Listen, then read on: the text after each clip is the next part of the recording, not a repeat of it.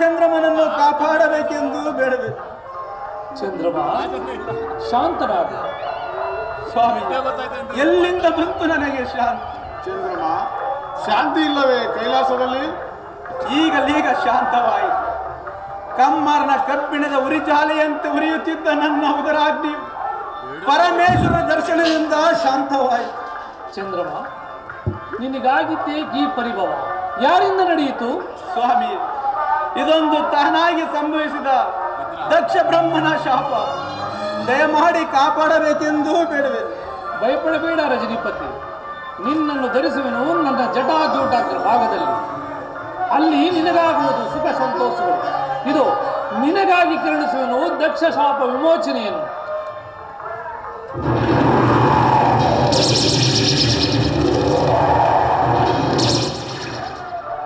ಚಂದ್ರಮ, ನಿನ್ನ ಗಗನ ಮಾರ್ಗದ ದಿನಚರಿ ಸಂಚಾರದಲ್ಲಿ ಧನ್ಯನಾದನು ದಯಾಕರನ ದಿವ್ಯವಾಣಿಯಿಂದ. ಚಂದ್ರಮ, ನಿನ್ನ ಗಗನ ಮಾರ್ಗದ ದಿನಸರಿ ಸಂಚಾರದಲ್ಲಿ ಪ್ರತಿದಿನವೂ ಒಂದೊಂದು ಕಡೆ ಹೆಚ್ಚಿ ಶುಕ್ಲ ಪಕ್ಷದಲ್ಲಿ ಷೋಡಶ ಕಲಾಪೂರ್ಣ ಚಂದ್ರಮನಾಗಿ ವಿಖ್ಯಾತನಾಗಿ ಮೆರೆದು ಧನ್ಯನಾದನು ದಯಾಕರನ ದಿವ್ಯವಾಣಿಯಿಂದ. ವಿಷ್ಣು ಬ್ರಹ್ಮಾದಿ ದೇವತೆಗಳೇ, ಕಂಡಂತಾಯಿತೆ ಆ ದಕ್ಷ ಬ್ರಹ್ಮನು ಮಾಡಿದ ಮಹತ್ತರವಾದ ಕಾರ್ಯವನ್ನು.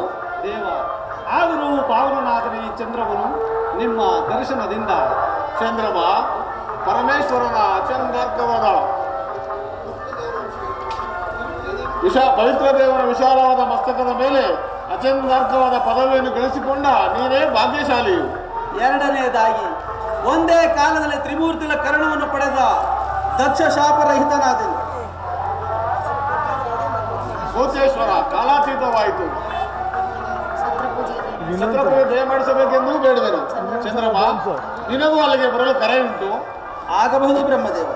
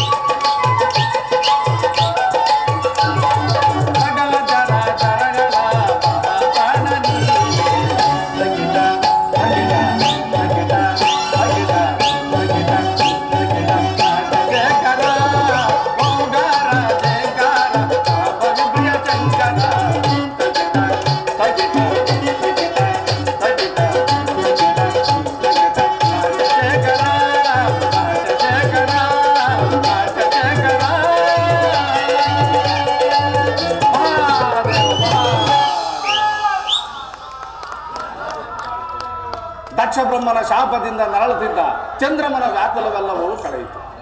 ಶಂಕರನು ಚಂದ್ರಮನಿಗೆ ದಕ್ಷ ಬ್ರಹ್ಮನ ಶಾಪವನ್ನು ವಿಮೋಚನೆ ಮಾಡಿದ. ಆದರೆ ದಕ್ಷ ಬ್ರಹ್ಮನು ತಾನೇ ಶಿವನೆಂದು, ಶಿವನು ತನ್ನ ಜಾಮಾತನೆಂದು ಭೃಗುದೇವನೊಡನೆ ಅಟ್ಟಹಾಸದಿಂದ ಮೆರೆಯುತ್ತಿರುವನು. ಆದರೆ ಈಗಾಗಲೇ ದೇವತೆಗಳು ಸರವಣ ತೀರದಲ್ಲಿ ಸತ್ರಯಾಗವನ್ನು ಮಾಡಿ ಪರಮೇಶ್ವರನಿಗೆ ಅಗ್ರ ಪೂಜೆಯನ್ನು ಕೊಡಲು ಅಣು ಮಾಡುತ್ತಿರುವರು. ಅದಕ್ಕಾಗಿ ಬ್ರಹ್ಮನು ಸುದ್ದಿಯನ್ನೂ ತಂದಿರುವನು. ಈಗಾಗಲೇ ಶ್ರೀಮನ್ನಾರಾಯಣನು ಶಂಕರನನ್ನು ಸತ್ರಯಾಗಕ್ಕೆ ಕರೆದುಕೊಂಡು ಭೃಗು ಋಷಿ ಆಶ್ರಮದ ಮಾರ್ಗವಾಗಿ ಬರುತ್ತಿರುವನು. ಪಾದದಲ್ಲಿ ಕಣ್ಣುಳ್ಳ ಭೃಗು ಋಷಿಯಾದರೂ ದಕ್ಷನಿಗಿಂತ ಅಹಂಕಾರ ಸಾವಿರ ಪಾಲು ಹೆಚ್ಚಾಗಿ ನನಗೂ 3 ಕಣ್ಣುಗಳಿವೆ ಎಂದು ದುರಹಂಕಾರದಿಂದ ಮೆರೆಯುತ್ತಿರುವರು. ಆದ್ದರಿಂದ ಮುಂದೆ ಏನಾಗುವುದು ತಿಳಿದುಕೊಂಡು ಮುಂದಿನ ಕಾರ್ಯದಲ್ಲಿ ವರ್ತಿಸುವನು. ಮಹಾದೇವ ಮಹಾದೇವ.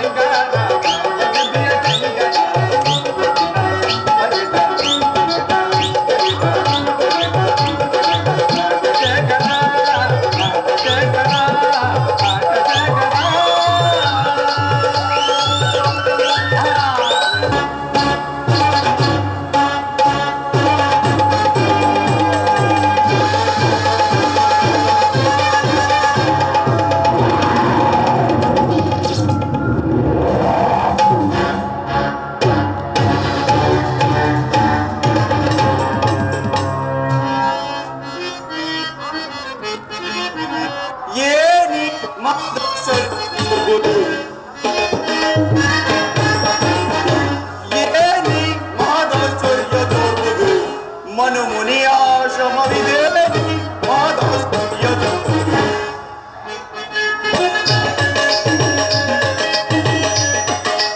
ಮಂದ ಮಾರುತನು ಚಂದದಿಂದಲೇ ಅಂದ ಮೇಕುತೆ ನಂದ ಕಾಂತಿಯೋ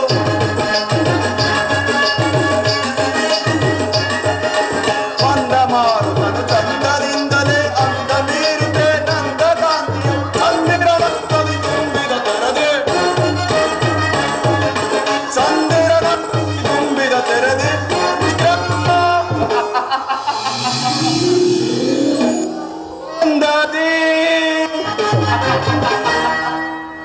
ತುಂಬಿದ ತೆರದಿ ಚಂದಿರನಂದಲಿ ತುಂಬಿದ ತೆರದೆ ಚಂದಿರನಂದಲಿ ತುಂಬಿದ ತೆರದೆ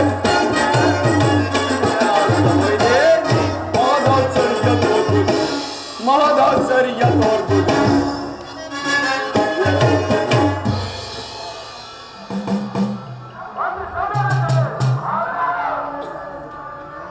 ಇದೇನು ಈ ಕಮಂಡಲದಲ್ಲಿ ಪರಿಶೋಭಿಸುತ್ತಿರುವ ಗಂಗಾಜಲದಂತೆ ತಂಪಾಗಿ ಬೀಸುತ್ತಿದ್ದ ಮಂದ ಮಾರುತನು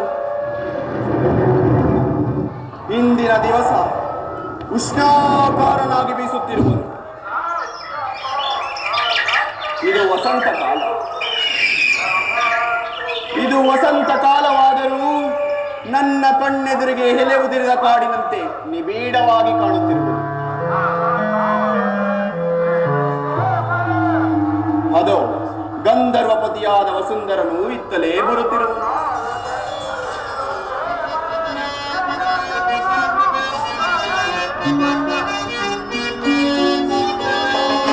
ವನವನಾಡೆ ಮನಕ್ಕೆ ಮೋದ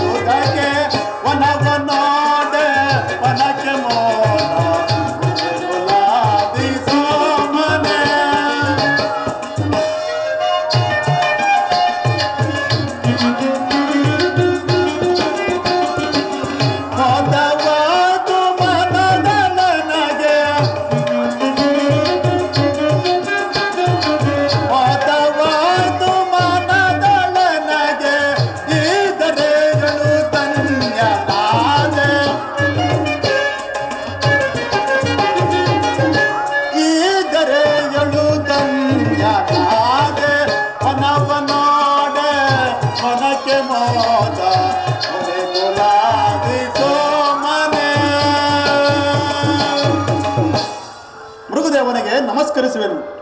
ಬಾ ವಸುಂಧರ, ನಿನ್ನ ಬರುವಿಕೆಯನ್ನು ನೋಡಿದರೆ ಏನೋ ಒಂದು ಕಾರ್ಯಾತುರವನ್ನು ತೋರುತ್ತಿದೆ. ಗುರುದೇವ, ಜನನಿಯ ದಾಸ್ಯವನ್ನು ಬಿಡಿಸುವುದಕ್ಕಾಗಿ ಗುರುತ್ಮಾಂತನು ಮಹೇಂದ್ರನಿಂದ ಅಮೃತ ಕಳಸವನ್ನು ತೆಗೆದುಕೊಂಡು ಹೋಗುತ್ತಿದ್ದ ಸಂಭ್ರಮವು ನನಗಾಯ್ತು ಈ ದಿವಸದಲ್ಲಿ. ವಸುಂಧರ, ಅದಾವ ಅಮೃತವನ್ನು ತೆಗೆದುಕೊಂಡು ಹೋಗುವ ಕಾರ್ಯದಲ್ಲಿ ನಿರತನಾಗಿರುವೆ? ಮಹಾತ್ಮನೇ, ನಾಳಿನ ಸತ್ಯಾಗದ ಮಹೋತ್ಸವಕ್ಕೆ ನಾರಾಯಣದ ಶಿವನಮ ಸುಧಾಮೃತವೆಂಬ ಒಂದು ಅಮೃತದ ಕೊಡವನ್ನು ತರುವನು. ಅದನ್ನು ಸೇವಿಸುವುದಕ್ಕೆ ಹೋಗುತ್ತಿರುವನು. ಈ ವಿಷಯ ನಿಮಗೆ ತಿಳಿಯದೆ? ತಿಳಿದಿದ್ದರೂ ಇರಬಹುದು. ಆದರೆ ಮಕ್ಕಳು ಕಟ್ಟಾಡುವ ಕಟ್ಟೆಯಂತೆ ದೇವತೆಗಳು ಹೂಡಿರುವ ಇದೊಂದು ಆಟ. ಗಂಧರ್ವನೇ, ಸತ್ರಯಾಗ ಎಂದರೇನು? ನೀವು ಅಂದರೇನು? ಕಾಲುವೆಯನ್ನು ಹಾರಲು ಸಾಧ್ಯವಿಲ್ಲದವನು ಗಗನಕ್ಕೆ ಹಾರುವೆನೆಂದು ಹಂಬಲಿಸಿದಂತಾಯಿತು ದೇವತೆಗಳ ಮನೋರಥ. ಪ್ರಭುದೇವ, ಅಲ್ಲಿಗೆ ಜಗದೀಶ್ವರನ ಪರಶಿವನೇ ಅಗ್ರ ಪೂಜೆಯನ್ನು ವಹಿಸುವಾಗ ಅದನ್ನು ಮಕ್ಕಳಾಟವೆಂದು ಭಾವಿಸಬಹುದು. ಅಲ್ಲದೆ ಆ ಪರಶಿವನ ಕರುಣೆಯ ಪಾತ್ರರಾಗಿ ಅವನ ದಿವ್ಯ ರೂಪವನ್ನು ನೋಡಬಾರದೆ? ವಸುಂಧರ, ಆ ಪರದೇಶಿಯ ರೂಪಿನಲ್ಲಿ ನೋಡಬೇಕಾದ ವಿಷಯಗಳೇನಿದೆ? ಅದು ಮಹರ್ಷಿಗಳಾದ ತಮ್ಮಿಂದಲೇ ಹೊರಬೀಳುತ್ತಿರುವುದು. ಆ ಈಶ್ವರನು ಪರದೇಶಿಯಾದ್ದರಿಂದಲೇ ಅವನಿಗೆ ಮನ್ನಣೆ ದೊರೆಯುತ್ತಿರುವುದು. ಆ ಪರದೇಶಿಗೆ ರೂಪವಿಲ್ಲ, ಜನನ ಮರಣಾದಿಗಳ ದುಃಖವಿಲ್ಲ.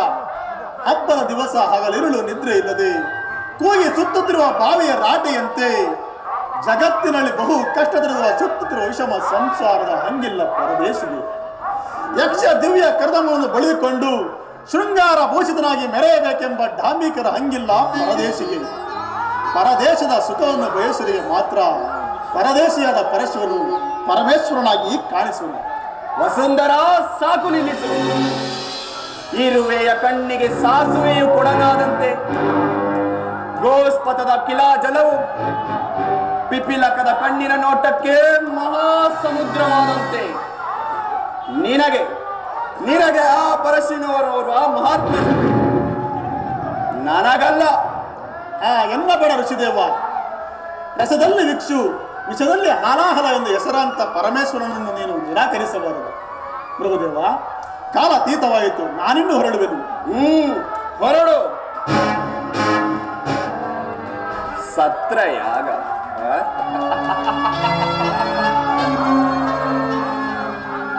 ದೇವತೆಗಳು ಸತ್ರಯಾಗ ಅಂದರೇನು? ದೇವತೆಗಳು ಅಂದರೇನು? ಕಾಮ್ಯಕ್ಕೆ ಕಣ್ಣೆರಡು ತಲೆಯೊಂದು ಸಾಲದೆಂದು ಒಂದು ಹೆಣ್ಣನ್ನು ನೋಡುವುದಕ್ಕೆ ಹಲವಾರು ಕಣ್ಣುಗಳನ್ನು 4 ತಲೆಗಳನ್ನು ಧರಿಸಿರುವ ಆ ವೈದಿಕನಾದ ಬ್ರಹ್ಮನು ತೆರೆಯ ಮರೆಯಲ್ಲಿ ಅಡಗಿರುವ ವೇಷಾಂಗನೆಯಂತೆ ಕ್ಷೀರ ಸಮುದ್ರದಲ್ಲಿ ಯಾವಾಗಲೂ ಜಡತ್ವದಿಂದ ಮಲಗಿರುವ ಆ ವಿಷ್ಣು, ಇವರುಗಳು ಸತ್ರಯಾಗದಲ್ಲಿ ಭಾಗವಹಿಸುವರು. ಹೆಂಡತಿಯನ್ನು ಮೆಚ್ಚಿಸಲು ಸಾವಿರಾರು ಭುಜಗಳನ್ನು ಹೊಂದಿ ಕೈಲಾಸದಲ್ಲಿ ಯಾವಾಗಲೂ ತಕಥೈ ತಕಥೈ ಎಂದು ಕುಣಿಯುತ್ತಿರುವ ಆ ಪರಶಿವನನ್ನು ಅಗ್ರ ಪೂಜೆಗೆ ಕರೆದುಕೊಂಡು ಬರುವರಂತೆ. ಆದರೆ ಆ ಪರಶಿವನಿಗೆ ಹಣೆಯಲ್ಲಿ ಕಣ್ಣುಂಟು, ನನಗೆ ಪಾದದಲ್ಲಿ ಕಣ್ಣುಂಟು. ಆದ್ದರಿಂದ ಪರಶಿವನು ನನಗೆ ಸರಿಸಮಾನನು, ಅದರಲ್ಲಿಯೂ ನನಗೆ ಹೆಚ್ಚಿನ ಅಧಿಕಾರವಿದೆ. ವಿಷ್ಣುವನ್ನು ವಿವೇಕಿಸಿದರೆ ಅವನು ಎರಡನೆಯ ಮೂರ್ತಿಯಾಗಿರುವನು ಬ್ರಹ್ಮ. ಬ್ರಹ್ಮ ಓರ್ವ ಸಾಮಾನ್ಯ ವೇಷಧಾರಿಯಾದ ಪೌರೋಹಿತ. ದಕ್ಷ ಬ್ರಹ್ಮನೇ ಮೊದಲಾದವರು ನನಗೆ ಶಿಷ್ಯರು. ಆದರೂ ದಕ್ಷ ಬ್ರಹ್ಮನೇನಾದರೂ ಅಲ್ಲಿಗೆ ಹೊರಟರೆ ನನಗೂ ಹೋಗಲು ಸಮಯ ಉಂಟು.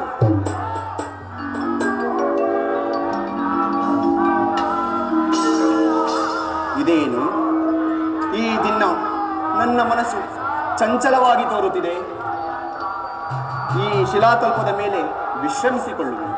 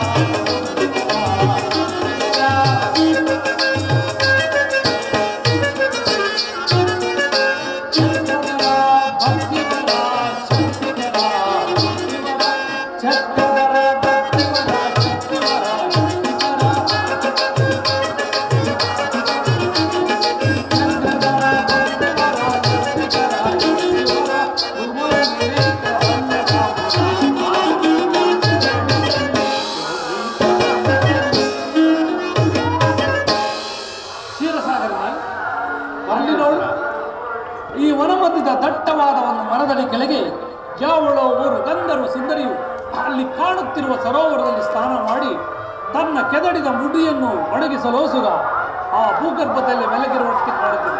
ಅತ್ತ ನೋಡು ಜನಾರ್ದನ, ಯಾವುದೋ ಒಂದು ಜಿಂಕೆಯು ಅಲ್ಲಿ ಕಾಣುತ್ತಿರುವ ಸರೋವರದಲ್ಲಿ ಮಿಂದು ಈಜಾಡಿದ ತನುತಾಪವನ್ನು ಸಹಿಸಲಾರದೆ ತನ್ನೆರಡು ಕಾಡುಗಳನ್ನು ಮುಂದಕ್ಕೆ ಚಾಚಿ ತನ್ನ ಸುಂದರವಾದ ನಿಡು ನೋಡದಿಂದ ಮತ್ತೆರಡು ಕಾಲುಗಳನ್ನು ಮುಂದಕ್ಕೆ ಚಾಚಿ ಕಣ್ಣಿನ ಪಕ್ಕದಲ್ಲಿರಿಸಿ ಆ ಕಣ್ಣನ್ನು ಪಸರಿಸಿ ವೈರಿಗಳಾದ ಕಿರಾತಕರನ್ನು ನೋಡುತ್ತಿರುವುದೋ ಏನೋ ಎಂಬಂತೆ ಕಾಲಿನಲ್ಲಿ ಅಂಟಿಕೊಂಡು ಪ್ರಜ್ವಲಿಸುತ್ತಿರುವ ಕಣ್ಣಿನಿಂದ ಕೂಡಿದ ಅರ್ಧ ಶರೀರವು ಆಶ್ಚರ್ಯಕರವಾಗಿ ಕಾಣುತ್ತಿದೆ ನೋಡು ಜನಾರ್ದನ. ಸದಾಶಿವದೇವ, ಪ್ರಪಂಚದಲ್ಲಿ ನಿನಗೆ ಆಶ್ಚರ್ಯಕರವಾದ ಸಂಗತಿ ಏನಿರುವುದು? ಹಾ ಮರದಡಿಯಲ್ಲಿ ಮಲಗಿರುವ ಮಹರ್ಷಿಯೇ ಪ್ರಭುದೇವನಲ್ಲವೇ? ಅದು ನನಗೆ ತಿಳಿದುದು ಜನಾರ್ದನ.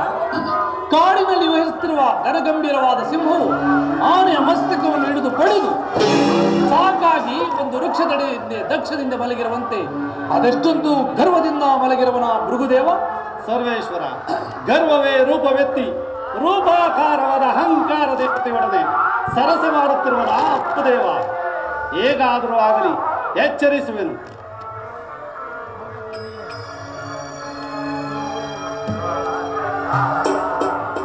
ಎಚ್ಚರವಾಯಿತೇ ಪ್ರಭುದೇವ. ಎಚ್ಚರವೇನು ನಾರಾಯಣ? ಈ ಭೃಗು ಮಹರ್ಷಿಯು ಯಾವಾಗಲೂ ತನ್ನ ಆತ್ಮಜ್ಞಾನದಲ್ಲಿ ಸದಾ ಎಚ್ಚರವಾಗಿಯೇ ಇರುವನು. ಅವನಾರು? ಈ ಶಿಲಾತಲ್ಪದ ಮೇಲೆ ಕುಳಿತಿರುವ ಶಿವಯೋಗಿಯು? ಅವನೇ ಪರಮಾತ್ಮನಾದ ಪರಶಿವನು. ಸರ್ಪಶಯನ ಪರಮಾತ್ಮನಾರು, ಪರಶಿವನಾರು? ನೀವೀವರು ಇನ್ನು ಚಿಕ್ಕವರು, ನಿಮಗಾವುದು ತಿಳಿಯದು. ಅದಿರಲಿ, ಬಹು ಸಂಭ್ರಮದಿಂದ ಎಲ್ಲಿಗೆ ಹೋಗುತ್ತಾ ಬಂದು ಕುಳಿತಿರುವಿ? ದೇವಗಂಧರ್ವರು ಜಗತ್ತಿನ ಕಲ್ಯಾಣಕ್ಕಾಗಿ ಶರವಣ ತೀರದಲ್ಲಿ ಶಿವಸತ್ರ ಯಾಗವನ್ನು ಮಾಡಿದರು. ಆ ಯಾಗದ ಅಗ್ರಪೂಜಾ ದೇವನಾದ ಸಾಂಬ ಶಿವ ಮೂರ್ತಿಯನ್ನು ಕರೆದುಕೊಂಡು ಹೋಗುತ್ತಿರುವನು. ಹೀಗೆ ಹೋಗುತ್ತಾ ದಾರಿಯಲ್ಲಿ ತಮ್ಮ ದರ್ಶನವಾಯಿತು. ಆದರೆ ಗರ್ವವೇ ಸೇರದಿರುವ ಗೌರಿಪತಿಯೊಡನೆ ಇಲ್ಲಿ ಬಂದು ಕುಳಿತುಕೊಂಡನು. ನಿಮ್ಮನ್ನು ಎಚ್ಚರಿಸಿ ಆಯಾಸವನ್ನುಂಟು ಮಾಡಿದ ಋಣವನ್ನು ತೀರಿಸುವುದಕ್ಕಾಗಿ ಎಲ್ಲಿ ನಿಮ್ಮ ಚರಣವನ್ನು ಒತ್ತಿ ಮುಂದೆ ಹೋಗುವುದು. ಬಹಳ ಸಂತೋಷ.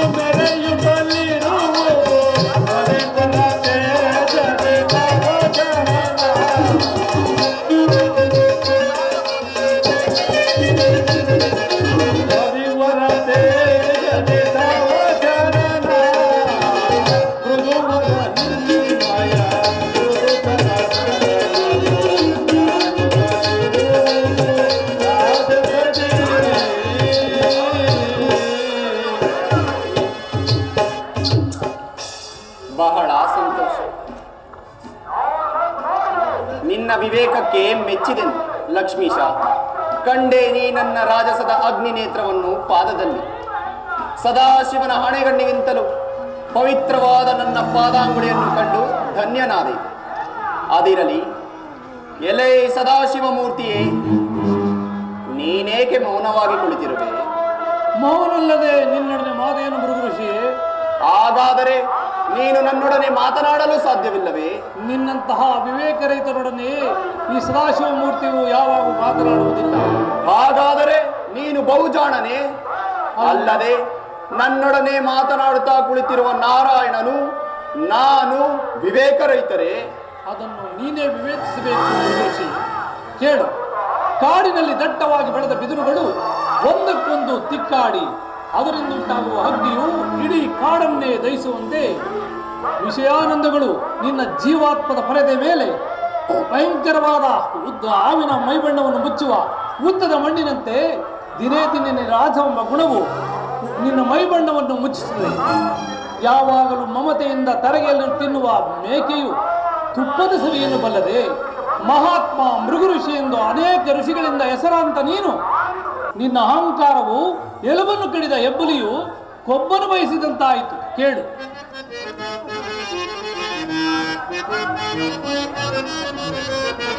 ಅರಿವಿನಲ್ಲಿ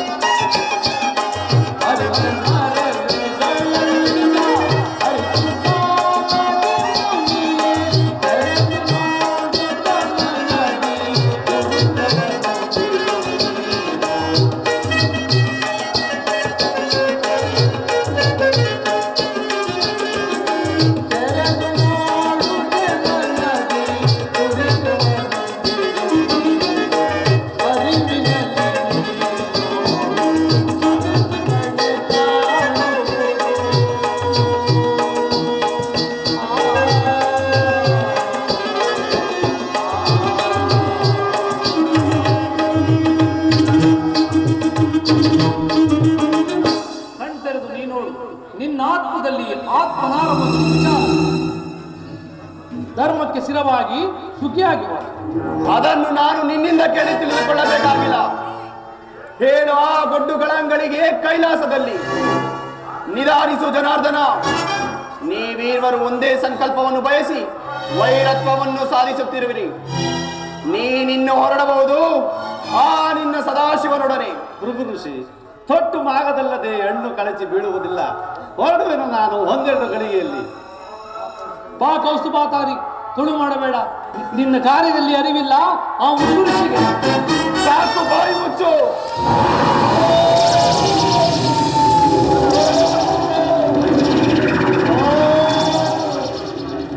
ದಿಗ್ದರ್ಶಕ, ಮುನಿಗೆ ವಂಚನೆಯನ್ನು ಮಾಡಿದ ದ್ರೋಹಿ. ನಾನು ಮುನಿಗೆ ವಂಚನೆ ಮಾಡಿಲ್ಲ. ನಾನಲ್ಲವೇ ಮುನಿಗಳ ಅಗ್ರಸ್ಥಾನ ವಹಿಸಿರುವ ಭೃಗುದೇವ. ನೀನಾದ ಹೇಗೆ ಅಗ್ರಸ್ಥಾನದಲ್ಲಿ ಭೃಗುದೇವ? ನೀನೋರ್ವ ರಾಜಸದಿಂದ ಕೂಡಿದ ಜಟಾಧಾರಿ. ನಿನ್ನ ವೇಷಭೂಷಣಗಳನ್ನು ನೋಡಿದರೆ ಶಿವಯೋಗಿಯಂತೆ ಕಾಣುತ್ತಿರುವೆ. ನಿನ್ನ ಆತ್ಮದಲ್ಲಿ ಶಿವನಿಲ್ಲ. ಕುಂದಣದಂತೆ ಎರಕವಾಗಿದ್ದ ನನ್ನ ಪಾದಾಂಗುಳಿಯ ನೇತ್ರವನ್ನೇಕೆ ಕಿತ್ತಿಸಿದೆ? ಇದೆಯೋ ನೀನು ಕಲಿತಿರುವ ಮಹತ್ತರವಾದ ಮೋಸವಲ್ಲ, ಮೋಸಿಯೋರ್ವನ ಅಹಂಕಾರವನ್ನು ಕಿತ್ತೆಸೆದು ಆತನಿಗೆ ಒಂದು ಉಪಕಾರವನ್ನು ಕಲ್ಪಿಸಿದ ಕಾರ್ಯವು ಮೋಸವೇ. ಶಾಂತನಾಗ ಗುರುದೇವ, ನಿನಗಾದ ಪ್ರಾಯಶ್ಚಿತ್ತದಿಂದ ನೀನೇಕೆ ಹಂಬಲಿಸುತ್ತಲಿರುವೆ? ಪ್ರಾಯಶ್ಚಿತ್ತ ಯಾರಿಂದ ಯಾರಿಗೆ ಪ್ರಾಯಶ್ಚಿತ್ತ? ದ್ರೋಹಿ, ಮುನಿಗೆ ವಂಚನೆಯನ್ನು ಮಾಡಿದ ವಿಘಾತ. ಇದೋ ಯಾವ ಮಹಾತ್ಮ ಋಷಿಯು ತನ್ನ ಮಹತ್ವಾಕಾಂಕ್ಷೆಯನ್ನು ಈಡೇರಿಸಬೇಕೆಂದು ಒಂದು ಉಗ್ರವಾದ ಧರ್ಮವನ್ನು ಧರಿಸಿರುವನೋ ಅಂತಹ ಈ ಭೃಗುದೇವನ ಕೋಪಾಗ್ನಿಯ ಯಜ್ಞ ಭಾಗಕ್ಕೆ ನೀವೆಲ್ಲರೂ ಹವಿರ್ಭಾಗ. ನೀಲಮೇಘ ಶಾಮನಾಗಿ, ಅಷ್ಟ ವಸುಗಳಿಗೆ ದೇವನಾಗಿ, ಅಷ್ಟ ಮಹಾಲಕ್ಷ್ಮಿಗಳಿಂದ ಪರಿಶೋಭಿಸುತ್ತಿರುವ ನೀನು ಭೂಲೋಕದ ದಶಯೋನಿಗಳಲ್ಲಿ ಜನ್ಮವೆತ್ತು. ಇದೇ ನನ್ನ ಅನೇಕ ತಪಸ್ಸಿನ ಅತ್ಯುಗ್ರವಾದ ಭೃಗುದೇವನ ಶಾಪ. ಪರಶಿವನ ದಯವೆನಗಿರುತ್ತಿದೆ.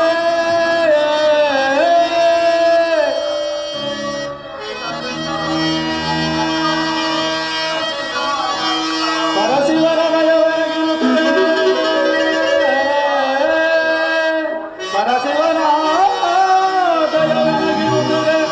ಅನುಶಿಸೆದು ಶಾಪಕ್ಕೆ ಎದೆಗೆಡದೆ ಧೈರ್ಯದಲ್ಲಿ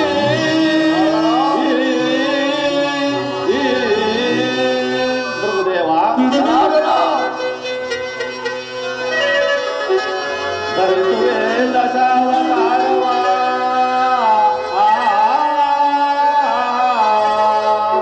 ಧರಿಸುವೆ ದಶಾವತಾರವ. ಹರಿ ಹರಿ ಪ್ರತಾಪವ ಜಗದಿ ಮೆರವೆ ಹರುಷದಲ್ಲಿ.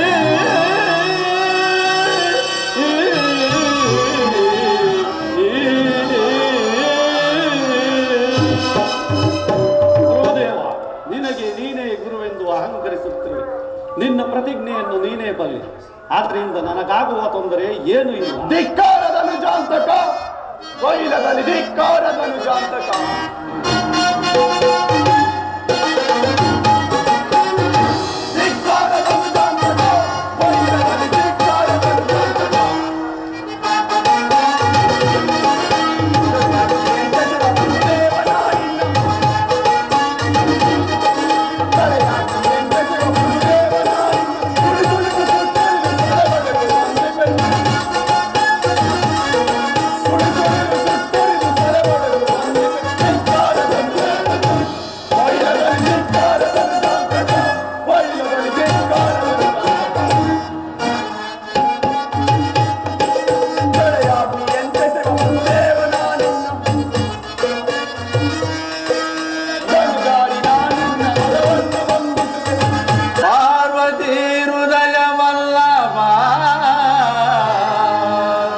ಚಂದ್ರಮೌಳೆ ಓಂ ನಮಃ ಶಿವಾಯ, ಓಂ ನಮಃ ಶಿವಾಯ, ಓಂ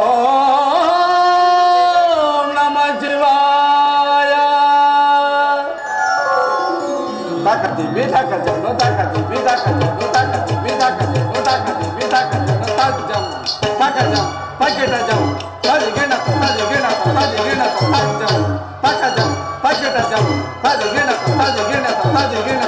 ಜಂ ಸಗಜಂ ಸಗಿಡಜಂ ತದಿಗಿಣತಂ ತದಿಗಿಣತಂ ತದಿಗಿಣತಂ ನಟನ ಕಲಾ ಚತುರ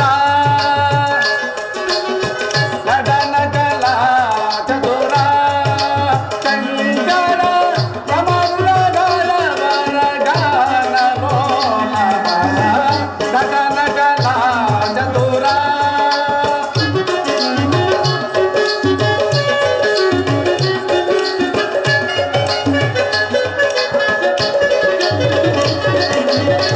ರಜತಗಿರಿ ನೀಲಯ ಸದಯ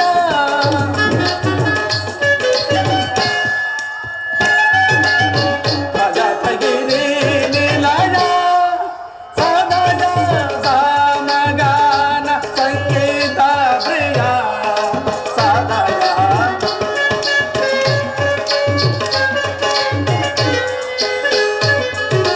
ಸಮಗಾನ ಸಂಗೀತ ಪ್ರಿಯ ಸದಯ ಸಪ್ತ ಸಂಗೀತ ಗಾನದೊಡಲಯ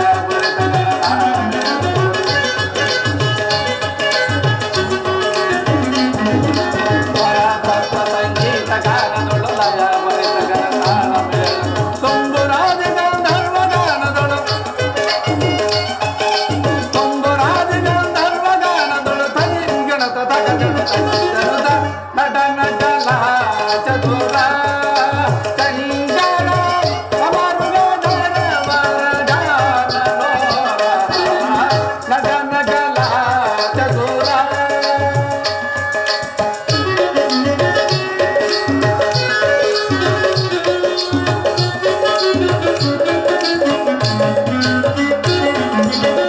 ಜಡೆಯೊಳು ಗಂಗೆಯು ಪಡೆಯೊಳು ಶಶಿಯು ಕೊರಳೊಳು ನಾಗ ಹರಿಸಿಗನ.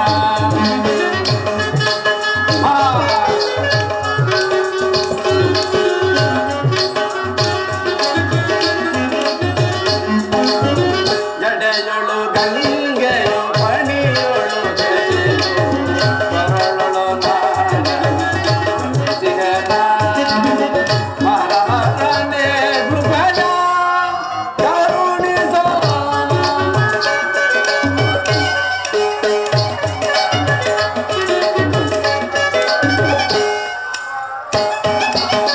ಮಹಾರಾಜನೇ ಕೃಪಯ ಕರುಣಿಸೋ ಓಂಕಾರನಾದ ಪ್ರಿಯ ಸದಯ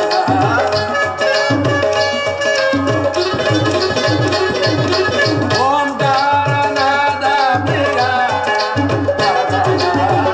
ಸಪ್ತ ಸಂಗೀತ ಗಾನದೊಡಲಯ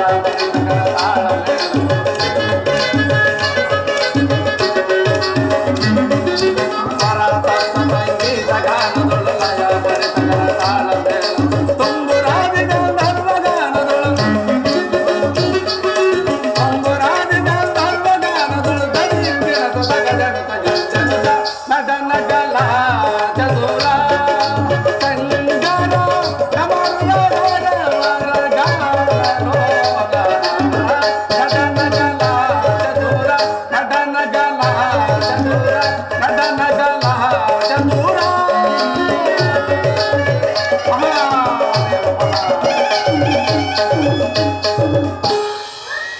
ಶ್ರೀಮನ್ನಾರಾಯಣನು ಶಂಕರನನ್ನು ಸರವಣ ತೀರಕ್ಕೆ ಕರೆದುಕೊಂಡು ಹೋಗುವಾಗ ದಾರಿಯಲ್ಲಿ ಅಹಂಕಾರದಿಂದ ಮೆರೆಯುತ್ತಿದ್ದ ಮೃಗಋಷಿಯನ್ನು ಸಂಧಿಸಿ ಆತನ ಕಾಲಲ್ಲಿ ಮೆರೆಯುತ್ತಿದ್ದ ಕಣ್ಣನ್ನು ಕಿತ್ತು ಸರವಣದತ್ತ ಮುಗಿಸಿರುವರು. ಈಗಾಗಲೇ ದೇವತೆಗಳು ಬ್ರಹ್ಮನೊಡನೆ ಗಂಗಾ ತೀರದಲ್ಲಿ ಪರಮೇಶ್ವರನ ಬರುವಿಕೆಯನ್ನೇ ಎದುರು ನೋಡುತ್ತಾ ಬಹು ಸಂಭ್ರಮದಿಂದ ಪರಮೇಶ್ವರನಿಗೆ ಅಗ್ರ ಪೂಜೆಯನ್ನು ಕೊಡಲು ನೆರೆದಿರುವರು. ಆದರೆ ಆ ದಕ್ಷನಿಗೂ ಅಲ್ಲಿಗೆ ಬರಲು ಅಧಿಕಾರ ಉಂಟು. ಹೀಗಿರುವಾಗ ಪರಮೇಶ್ವರನಿಗೆ ಅಗ್ರ ಪೂಜೆಯನ್ನು ಕೊಟ್ಟರೆ ಆ ದಕ್ಷನಿಗೆ ಅಸಮಾಧಾನವಾದರೂ ಆಗಬಹುದು. ಇರಲಿ, ನಾನೀಗಲೇ ಹೋಗಿ ಮುಂದಿನ ಕಾರ್ಯದಲ್ಲಿ ವರ್ತಿಸುವನು. ಮಹಾದೇವ ಮಹಾದೇವ. ಅದು ಶಿವಭಕ್ತ ಶಿಖಾಮಣಿಯಾದ ದದೀಚಿ ದೇವನು ಇತ್ತಲೇ ಬರುತ್ತೇವೆ.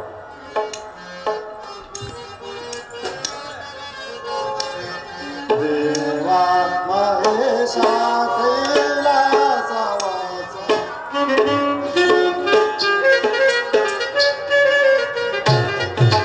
ದೇವಾ ಮಹೇಶ ಕೈಲಾಸವಾಸ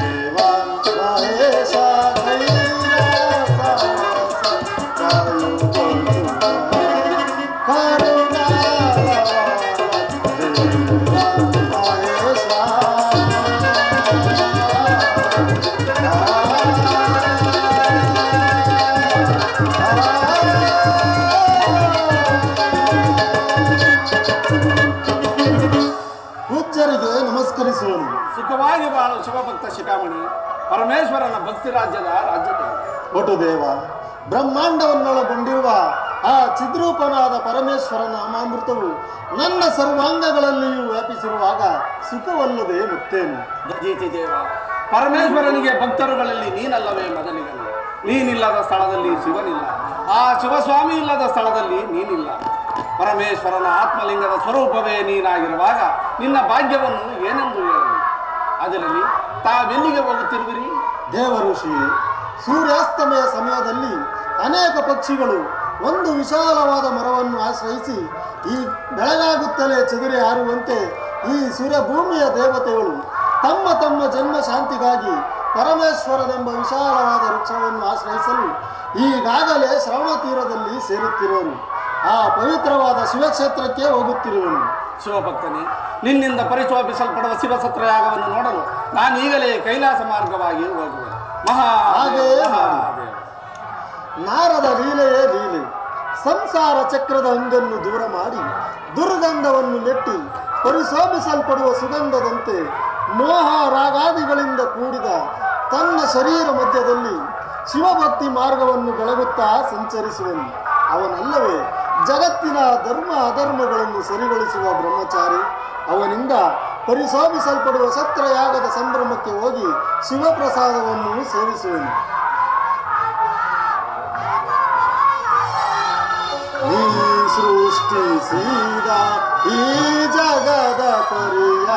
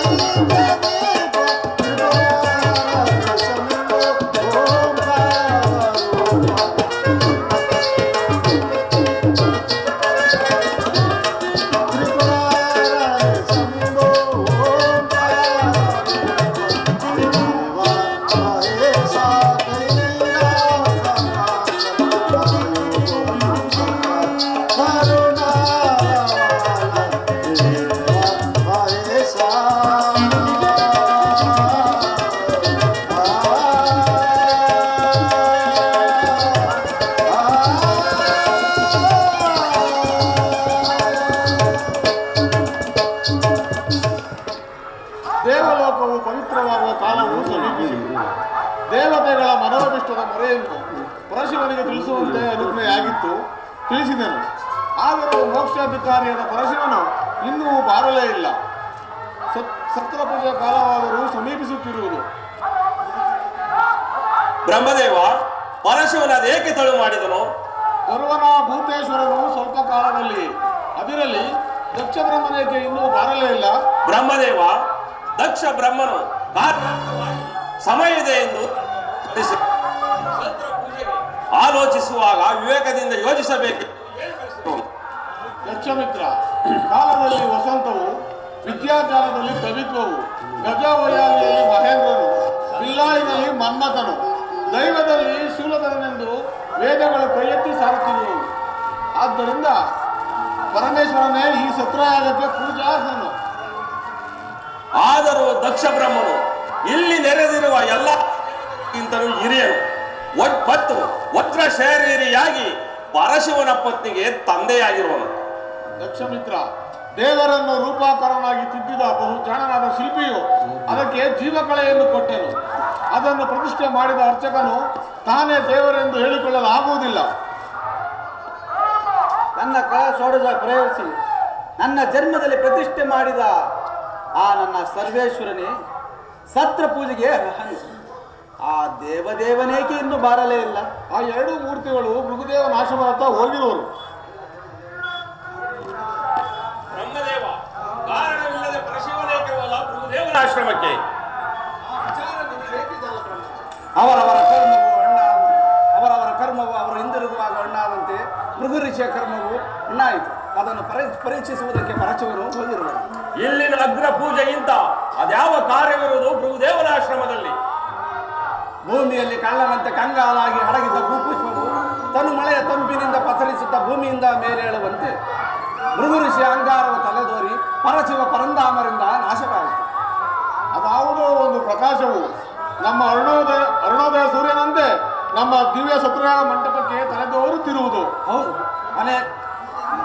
ಸೂರ್ಯನು ಅನೇಕ ಮಿಂಚಿನ ಬೆಳಗದೊಡನೆ ಆ ಸಾವಿರಾರು ತಾರೆಗಳನ್ನು ಹಿಡಿದು ಇತ್ತಲೇ ಬರುತ್ತಿರುವನೋ ಏನೋ ಎಂಬಂತೆ ಆ ಪ್ರಕಾಶವು ಶ್ರೀಮನ್ನಾರಾಯಣನೊಡನೆ ಇತ್ತಲೇ ಬರುತ್ತಿರುವುದು.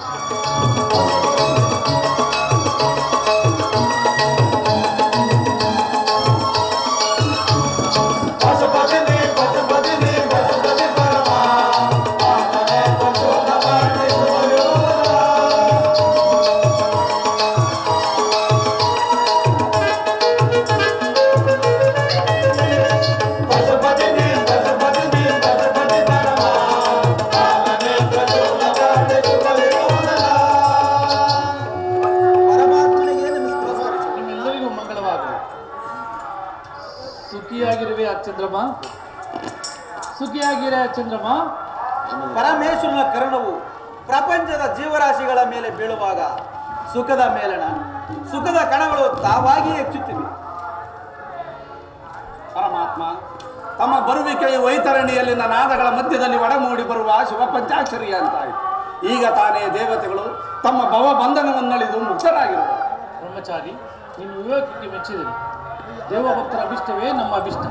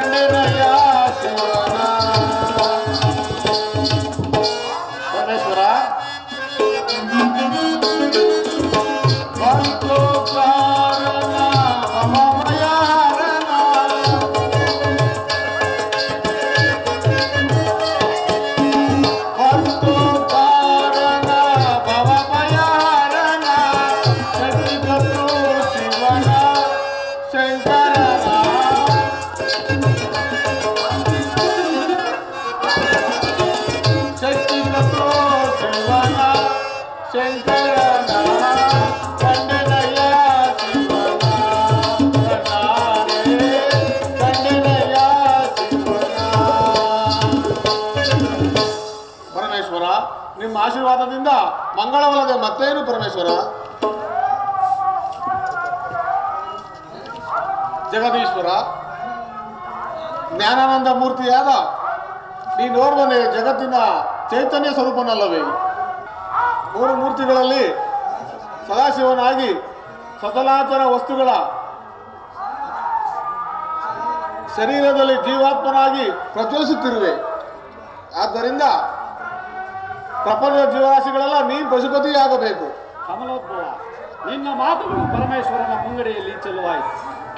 ಅಗ್ರಪೂಜೆಯ ಸಮಯ ಸಮೀಪಿಸುತ್ತಿರುವುದು. ಆದ್ದರಿಂದ ಪರಮೇಶ್ವರನಿಗೆ ಪಶುಪತಿ ಎಂಬ ಪಟ್ಟಾಭಿಷೇಕವನ್ನು ಮಾಡು. ಜನಾರ್ದನ ದೇವ, ಪರಮೇಶ್ವರನಿಗೆ ಪಶುಪತಿ ಎಂಬ ಪಟ್ಟಾಭಿಷೇಕವನ್ನು ದೇವತೆಗಳು ಮಾಡಿದ ದಿವಸವೇ ಶುಭ ದಿವಸ.